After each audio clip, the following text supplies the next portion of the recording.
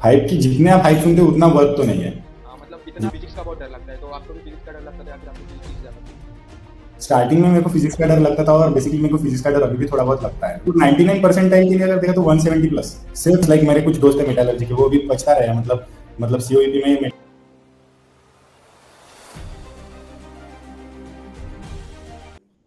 तो hello everyone. हाँ। मुझे बहुत लोगों की आ रही थी कि सीयूईपी और वीआईटी पे एक वीडियो चाहिए। So today we have Om. Om, could you please introduce yourself? Good evening, good afternoon, everyone. Myself, Om. I'm from COEP Technological University. So let's start. You can ask me questions. How are universities? I can tell you what's going on and what's the reality behind COEP. Okay, so today we are interviewing Om. अगर आपको इसके related कोई भी questions हो तो आप comments में डाल सकते हैं। वैसे हम आज ट्राई करेंगे कि पूरे आपके क्वेश्चंस इस इंटरव्यू में कवर करेंगे। सो ओम, आपकी एमएसटी सीईटी की रैंक क्या थी वो सबसे पहले बताइए। My MST CET rank was 14 actually. हाँ, सो देखिए, आप देख सकते हैं ओम की MST CET rank all over India, all over Maharashtra, हम बोल सकते हैं रैंक 14 थी।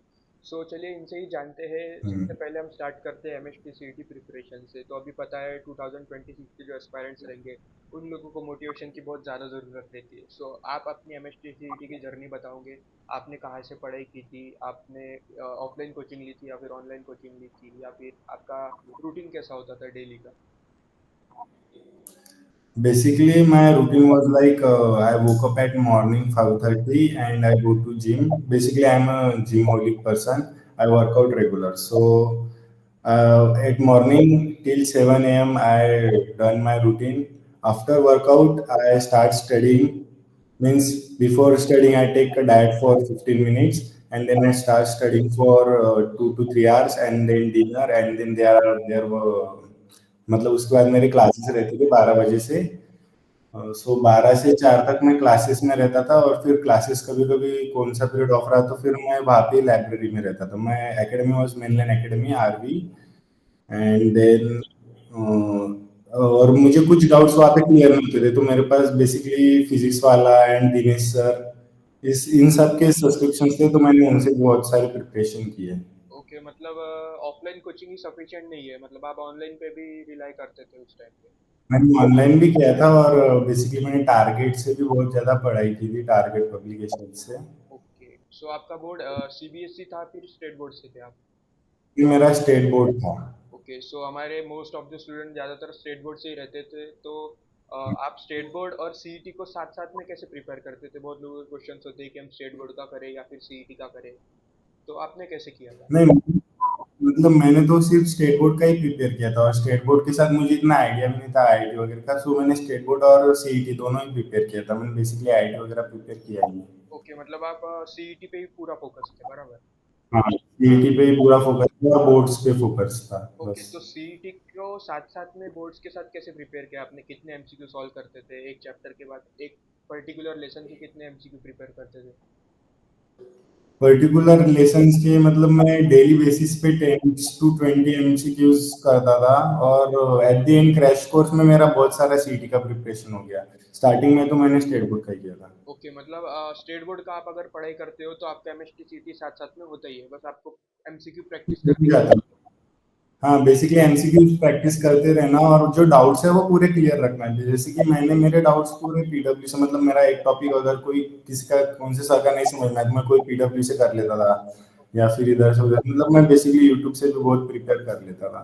हाँ, तो चाहिए और आपको एमसीक्यू सॉल्व करता है फिर वो हो जाता है।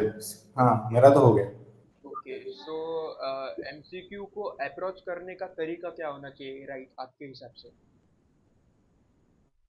एमसीक्यू को अप्रोच करने का तरीका, फर्स्ट ऑफ ऑल तो क्वेश्चन पहले अच्छे से समझ लेना चाहिए कि क्वेश्चन में क्या पूछा है। फिर अगर क्वेश्चन समझ गया तो उसमें कौन सा फॉर्मूला लगेगा और कौन से मतलब फास्टेस्ट वे से आप उसको टैग कर सकते हैं, वो सब लगा के आप कर सकते ओके, हैं। और फोर एमसीक्यूज होते हैं, मतलब जो फोर ऑप्शंस होते हैं अपने पास, तो फिर अपन उसमें से कोई भी एक तो सिलेक्ट कर ही सकते हैं। मतलब ऑलमोस्ट क्लोजर भी वन आ गया तो मैं सीधा एमसीक्यूज क्लिक कर देता था। ओके, सो बहुत लोगों को जैसे फिजिक्स का बहुत डर लगता है, तो आपको भी फिजिक्स का डर लगता था या फिर आपको फिजिक्स इजी जाता था? स्टार्टिंग में मेरे को फिजिक्स का डर लगता था और बेसिकली मेरे को फिजिक्स का डर अभी भी थोड़ा बहुत लगता है, वो तो हो गया अभी। हाँ ओके, तो सो सबसे स्कोरिंग सब्जेक्ट कौन सा है सीईटी में, फिजिक्स केमिस्ट्री या maths? Maths. Maths, okay. So आपको सीईटी में टोटल ओवरऑल आपका स्कोर क्या था? स्कोर किया था और मैंने भी मैथ्स में स्कोर किया, and my physics was like 99 and maths 99 and chemistry also 99 okay and and point 99 I don't remember that how much, 99.99 थे। हाँ तो और मेरी बैच डिफिकल्ट थी, दैट्स व्हाई मेरा रैंक भी थोड़ा उसमें से ज्यादा आ गया। Right right. So overall score नहीं कितना था सरप्राइज। मार्क्स के इसमें, मतलब ओवरऑल मार्क्स कितने थे आपको? मेरे overall marks upon 180 189, okay okay, so I आपका डोंट रिमेम्बर, हो गया 99 180। परसेंटाइल के लिए सेफ स्कोर क्या रहेगा हमारा, अगर किसी को एम करना है तो? 99 परसेंटाइल के लिए अगर देखा तो 170 प्लस सेफ स्कोर।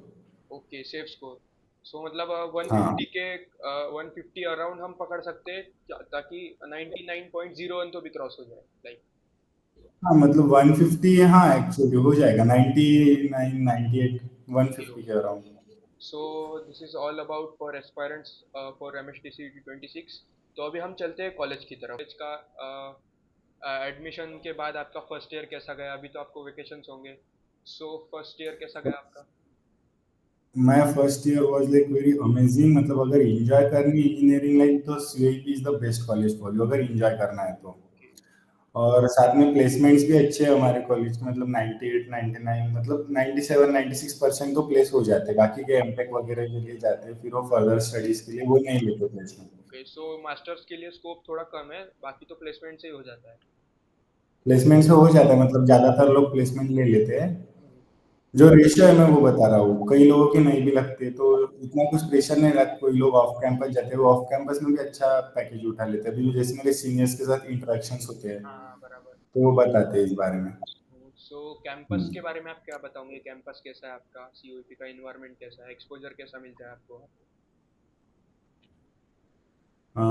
कैंपस ये कैंपस इन्वायरमेंट तो अच्छा है, मतलब नेचर ये पूरा, मतलब ऐसे ओल्ड वाइब आती है, मतलब like it's Asia's third oldest college, so right right. एक ऐसी वाइब ओल्ड आती है, पर अगर आपको दोस्त अच्छे मिले तो वाइब तो कहीं भी मैच हो जाती है, बस दोस्त राइट अच्छे राइट। चाहिए, एंजॉय तो कहीं भी कर सकते हैं। हाँ। सो वहाँ पे क्लब्स कल्चर कैसा है? क्लब्स मतलब मोस्टली कितने क्लब्स है, क्या फिर आपको अदर देन एकेडमिक्स के लिए वो सपोर्ट करता है क्या कॉलेज?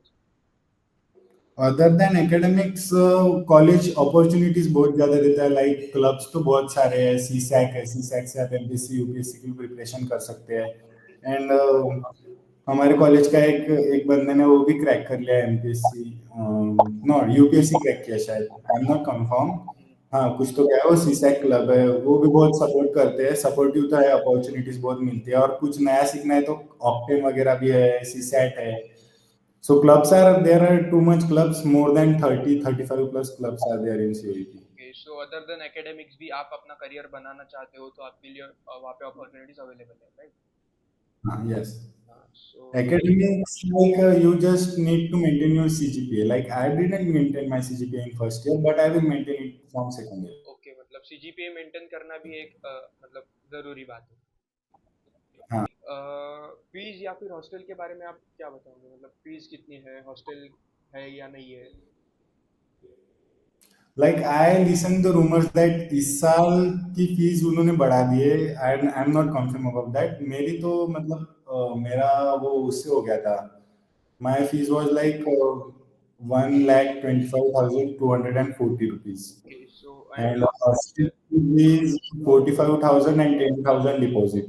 ओके, सो और मोस्ट ऑफ द लोग हॉस्टल प्रीफर करते हैं या फिर वो बाहर पीजी या फ्लैट में रहते हैं? I will prefer hostel. Okay, and वो कुछ ऐसा है क्या कि रैंक के बेसिस पे आपको हॉस्टल मिलेगा या फिर सबको ही हॉस्टल मिल जाता है?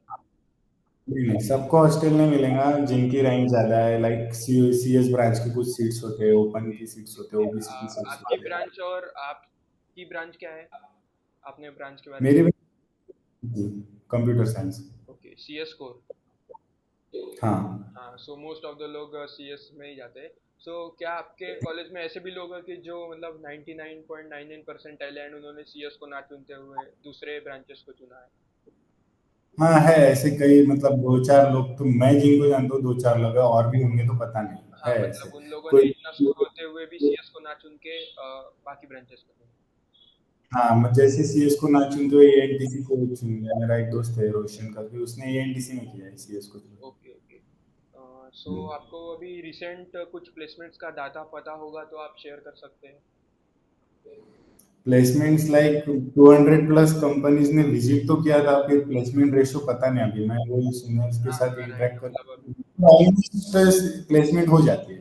हाँ, सीनियर्स वगैरह कैसे हैं आपके कॉलेज में? हम्म। सीनियर्स वगैरह कैसे हैं? सीनियर सपोर्टिंग है या फिर रैगिंग होती है? नहीं नहीं, रैगिंग तो 0% ragging. Seniors are too much supportive और वो हर चीज में हेल्प करते हैं भाई। Seniors are like god for us. हाँ राइट राइट राइट, अभी तो रैगिंग का मतलब सीन बंद ही हो गया है मोस्टली कॉलेजेस में। नहीं, रैगिंग नहीं होती, बिल्कुल भी रैगिंग नहीं होती। सब सीनियर्स एकदम कूल है, चिल है, सब सपोर्टिव है, हेल्प भी करते हैं। कुछ प्रॉब्लम आया तो नोट्स भी प्रोवाइड करते हैं, समझा भी देते, पढ़ा भी देते हैं। सो अभी हम चलते हैं एकेडमिक्स की तरफ। तो कॉलेज का एकेडमिक्स आप बताओगे कैसा है? मतलब कौन से सब्जेक्ट्स आपको फर्स्ट ईयर में देखने मिलेंगे? फैकल्टीज कैसे हैं आपकी? फैकल्टीज लाइक कुछ कुछ बहुत अच्छे हैं और कुछ कुछ तो पूछो ही मत। मतलब मार्क्स गेन करने में उतना ज़्यादा आसानी होता है आपको या फिर हार्ड जाता है? मार्क्स गेन करने में तो हार्ड है, बस वो डिपेंड करता है आप कितना पढ़ते हो, ओके। आप कितना टाइम देते हो। मैंने तो एक रात पहले पढ़ के ठीक ठाक मेरा सीजी आ गया। हाँ राइट राइट, सो इंजीनियर्स लोग जानते हैं उसके लिए। सो मैथ्स मैथमेटिक्स के बारे में आप क्या बोलोगे? आपको फर्स्ट ईयर में मैथमेटिक्स था या फिर कौन से सब्जेक्ट्स थे? फर्स्ट ईयर में मैथमेटिक्स हमें लीनियर अलजेब्रा था एंड प्रोबेबिलिटी एंड स्टैटिस्टिक्स था। सेकंड सेम में, फर्स्ट सेम में लीनियर अलजेब्रा था। ओके ओके, सो उसके लिए कुछ अलग आपने प्रिपरेशंस की थी या फिर वो कॉलेज में ही हो जाता है? कॉलेज में ही किया, जो पढ़ाया वही किया। वो अपने को बेसिकली एनईटी के बेसिस पे सिलेबस देते थे, वही टॉपिक प्रिपेयर कर लिए थे। ओके। वो भी एक रात पहले ही प्रिपेयर। आपको क्वेश्चन बैंक मिलती थी क्या कॉलेज से? नहीं, क्वेश्चन बैंक नहीं प्रोवाइड करते हैं। वो क्लासेस लेते हो, क्लासेस में जितने नोट्स है वो नोट्स एंड सिलेबस होंगे बस। ओके ओके, सो क्लासेस के भरोसे पे ही रहते हैं। एंड अदर देन मैथमेटिक्स हाँ, कौन से उस सब्जेक्ट्स रहते हैं आपको? क्वांटम फिजिक्स, इंजीनियरिंग फिजिक्स में फर्स्ट सेम में इंजीनियरिंग फिजिक्स, नेक्स्ट सेम में क्वांटम फिजिक्स में कंप्यूटर साइंस बता रहा हूँ। और एएनटीसी वगैरह को मतलब ईसी वगैरह, इंजीनियरिंग केमिस्ट्री वगैरह भी है। फर्स्ट ईयर में आपने कौन सी प्रोग्रामिंग लैंग्वेजेस कवर की थी सेकंड से दोनों सेम में? मेरा पर्सनली बताया तो मैंने फर्स्ट ईयर में बेसिकली कॉटलिन की है एंड सी एंड सी पे ज्यादा फोकस किया है। और अभी मैं ऑन रनिंग डीएसए पे फोकस कर रहा हूँ, मतलब अभी वैकेशन में मैं डीएसए कर रहा ओके, हूँ। अदर देन कॉलेज ही आपने स्किल्स पे फोकस किया है। एंड आपको एकेडमिक्स में कौन सी सब्जेक्ट्स में लैंग्वेजेस कवर होती है? एकेडमिक्स में हमारी सी लैंग्वेज कवर की, आर लैंग्वेज कवर की and H T M L cover की। ओके, मतलब वेब डेवलपमेंट और प्रोग्रामिंग हो गया मोस्टली। और अभी हाँ, सेकेंड ईयर में आपको कौन से सब्जेक्ट्स रहेंगे? वो सेकंड ईयर में डीएसए है, ओके। डेटा स्ट्रक्चर्स है, एल्गोरिदम्स, माइक्रो प्रोसेसर्स है, इंडियन लैंग्वेजेस है, लाइक वो नई एनईपी जो है, बाकी वो राइट राइट। सब्जेक्ट है। एग्जाम्स कैसे कंडक्ट होते हैं? मतलब एग्जाम में ज़्यादा स्ट्रिक्टनेस रहता है या फिर वो इजी फ्लो रहता है एग्जाम के समय में? नहीं नहीं, एग्जाम बहुत स्ट्रिक्ट होते हैं भाई। एग्जाम में कुछ चीटिंग नहीं चलती। एक क्लास में दो दो इन्विजिलेटर्स होते हैं ओके। और सामने वाले का भी देख के नहीं लिख सकते, अगर आप ऐसे सोच सकते हो तो। हाँ। ऑब्जेक्टिव्स भी कितना हार्ड हो जाता है। ओके, मतलब स्ट्रिक्ट। ओवरऑल एग्जाम का करिकुलम तो मतलब बहुत हार्ड रहता है, स्ट्रिक्ट रहता है बहुत। हाँ हाँ, हार्ड रहता है और एग्जाम के पेपर्स की लेवल भी मतलब हमारी थोड़ी सी हाई लेवल है। ओके। लाइक प्रोबेबिलिटी, अगर हमारा सब्जेक्ट का आपने क्वेश्चन पेपर दिया तो वो बेसिकली गेट लेवल के क्वेश्चंस भी हमारे पेपर में आते हैं। ओके, ओवरऑल मतलब सीजीपीए मेंटेन करने के लिए, सीजीपीए गेन करने के लिए पढ़ाई करना ही होगा, उसके लिए कोई दूसरा ऑप्शन नहीं है। नहीं, पढ़ाई तो करना पड़ेगा। पढ़ाई नहीं किया तो सीजी मेंटेन नहीं रहेगा, पढ़ाई तो करना पड़ेगा। कॉलेज के कोडिंग कल्चर के बारे में आप क्या बताना चाहोगे? कॉलेज का कोडिंग कल्चर कैसा है? कॉलेज का कोडिंग कल्चर फर्स्ट ईयर के हिसाब से मुझे इतना तो मतलब इम्प्रेसिव नहीं लगा जैसा मैंने एक्सपेक्ट किया था। पर ठीक ठाक है, मतलब एवरेज। ओके। अगर कोई है जो उसको 99 परसेंटाइल है, उसको वीआईटी में सीएस ब्रांच मिल रही होगी, या फिर पीआईसीटी में ईएनटीसी ब्रांच मिल रही होगी, या फिर सीओईपी में लोअर ब्रांचेस जैसे इंस्ट्रूमेंटेशन कंट्रोल या फिर मैकेनिकल या फिर सिविल मिल रही होगी। सो आपके हिसाब से उसमें क्या प्रेफर करना चाहिए? अगर उसका पॉलिटिकल बैकग्राउंड है तो वो सिविल प्रिपेयर कर सकता है, नहीं तो फिर उसने तो मैं तो बोलूंगा वीआईटीसीएस ओके, सो या वीआईटी। फिर वीजेटीआई में ट्राई करना चाहिए। ओके ओके, सो आपका मतलब ज़्यादा प्रेफरेंस है ब्रांच को rather than college, right? Just मतलब मैंने जैसा सुना है कि सिर्फ सीओईपी के नाम के ऊपर मत जाओ, मतलब ओके स्टेटस है सीओईपी का, ऐसा नहीं किसी को भी सीओईपी बोला तो एक इंप्रेशन गिरता है, पर लोअर ब्रांचेस के लिए मत जाओ, उनके पैकेजेस थोड़े लो भी आते हैं, और उससे अच्छा वीआईटी में आपको मतलब प्रॉपर आप सीएस के बंदे रहोगे तो आपको प्लेसमेंट मतलब बाहर भी आउट ऑफ कैंपस मिल राइट। जाएंगे, अगर कैंपस प्लेसमेंट नहीं भी हो रहा है तो। ओके, सो नॉलेज होना important हाँ, है। सो ओवरऑल मतलब उसमें टेक ब्रांचेस को प्रिफर करना चाहिए, ना कि बस सीओईपी के नाम पे जाके ब्रांचेस में। There are many students like मेरे कुछ दोस्त है मेटालर्जी के, वो अभी पछता रहे हैं, मतलब सीओईपी में मेटालर्जी लेके वो थोड़ा ये करते हैं, रिग्रेट फील करते हैं कि अगर दूसरे कॉलेज की अच्छी ब्रांच मिल सकती थी ओके तो वो ओके, लिए। सो मतलब ये लोअर ब्रांचेस की सीयूईपी में बस हवा है, मतलब इतना कुछ प्लेसमेंट का डाटा हमें देखने नहीं मिलता। हवा है ऐसी बात नहीं है, मतलब वो कोर जो रहता है ना, मतलब अगर तुम कोर भी स्टडी कर रहे हो, अगर आप में उतनी एबिलिटी है कि आप मतलब लैंग्वेजेस भी प्रिपेयर कर रहे हो, स्किल्स भी डेवलप कर रहे हो, और आप सीओईपी में हो, तो फिर आपको अच्छा पैकेज तो मिलेगा, पर उतना नहीं होता है मेरे हिसाब, मतलब नहीं होगा, मतलब हाँ, वो मतलब लगता है कि ब्रांच का फर्क पड़ता ही है, आप स्कोर से हो या फिर आप टेक्निकल बैकग्राउंड से हो। प्लेसमेंट तो हो जाती है, मैं सीओईपी को खराब नहीं बोल रहा, सीओईपी में प्लेसमेंट तो हो जाती है, बस थोड़ा कम पैकेज पे होगी, बस ओके बाकी ओके कुछ। ओके, सो मतलब कंपनीज टेक्निकल ब्रांचेस को ज़्यादा प्रिफर करेंगे rather देन कोर ब्रांचेस। हाँ, उनको प्लेसमेंट्स में बैठने तो देते हैं ना, कि या फिर उनका अलग क्राइटेरिया रहता है? बैठते हैं वो। मैं वेज है क्या सीयूईपी में जाने के? लाइक मैनेजमेंट कोटा का लास्ट ईयर, ये साल कुछ अलग रूल आया है तो। नहीं, मुझे तो नहीं लगता कुछ मैनेजमेंट कोटा वगैरह नहीं है, मैनेजमेंट कोटा नहीं हाँ, मतलब सीयूईपी में है। मैनेजमेंट कोटा है ही नहीं आपके हिसाब से? नहीं, मैनेजमेंट कोटा नहीं है सीओईपी। ओके ओके, आप अभी जो न्यू फ्रेशर्स आएंगे तो उनको आप क्या एडवाइस देना चाहोगे as a first year student? आपका भी जस्ट फर्स्ट ईयर हो गया है। सो फर्स्ट ईयर में आने के लिए क्या उन्होंने मिस्टेक नहीं करनी चाहिए, क्या प्रिपेयर करके आना चाहिए सीयूईपी में आने के पहले, या फिर उनकी इंजीनियरिंग जर्नी स्टार्ट करनी चाहिए? लैंग्वेज, हाँ सी लैंग्वेज प्रिपेयर करके आओ, एंड प्रोबेबिलिटी स्टैटिस्टिक्स पढ़ के आओ, मतलब आपका मतलब ज्यादा प्रेशर तो नहीं आएगा बाद में, अभी टाइम है तो कर लो प्रिपेयर, अगर सीओईपी सीएस में आ ही रहे हो तो। ओके, सो मतलब आने से पहले आपको आपका बेसिक फंडामेंटल्स क्लियर होना बहुत ज़रूरी है, नहीं तो आप सर्वाइव बहुत करना जरूरी, थोड़ा हार्ड जाएगा।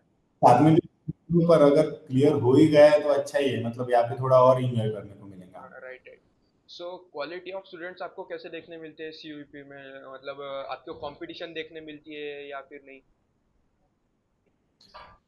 वैसे देखिए तो एवरेज स्टूडेंट्स भी एंड अबो एवरेज स्टूडेंट्स भी, जो अबो एवरेज है उनमें तो बहुत कंपटीशन चलती है। राइट राइट, सो मतलब आप कंपटीशन तो है, एक्सपेक्ट कर ही सकते हो मतलब सीयूईपी में।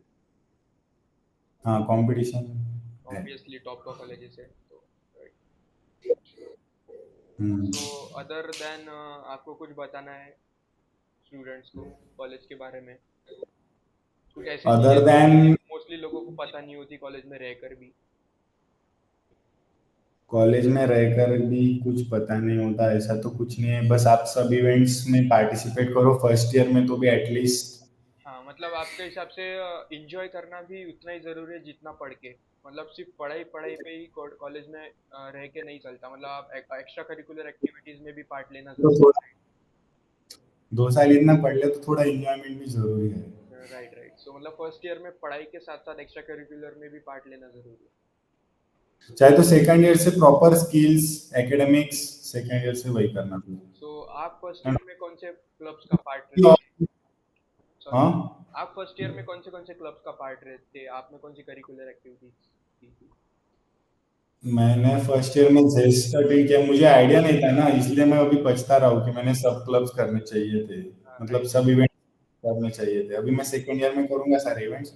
मैंने जेस्ट किया था, ओके, एंड सी सेट मैं इस साल कर लूंगा। सो मतलब आप अगर सीयूईपी में जाने से जा रहे हो जाना चाहते हो तो ये वीडियो आपके लिए फुल गाइड रहने वाला है।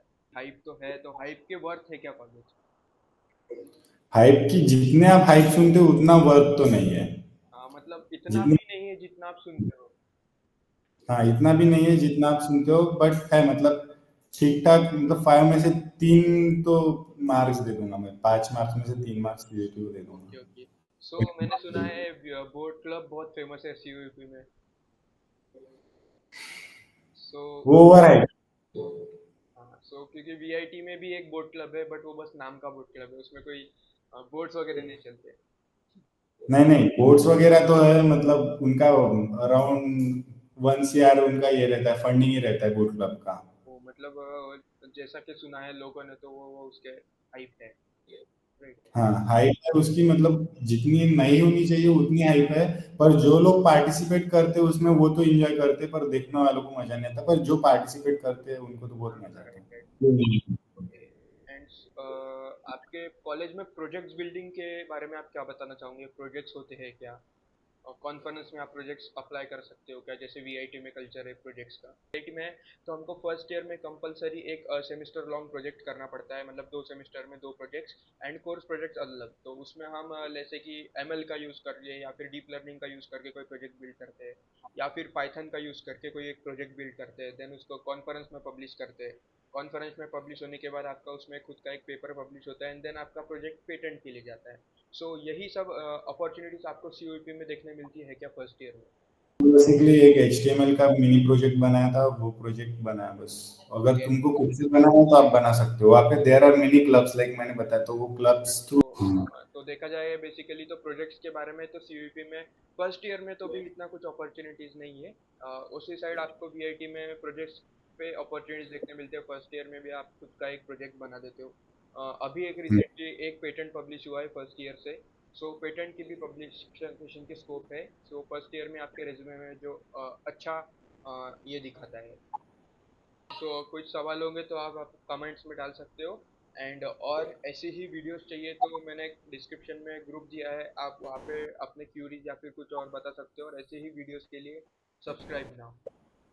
सो thank you Om, it was a wonderful session. And thank you from everyone जिसने आपकी ये सेशन की वजह से बहुत लोगों के आज के डाउट्स क्लियर होने वाले हैं।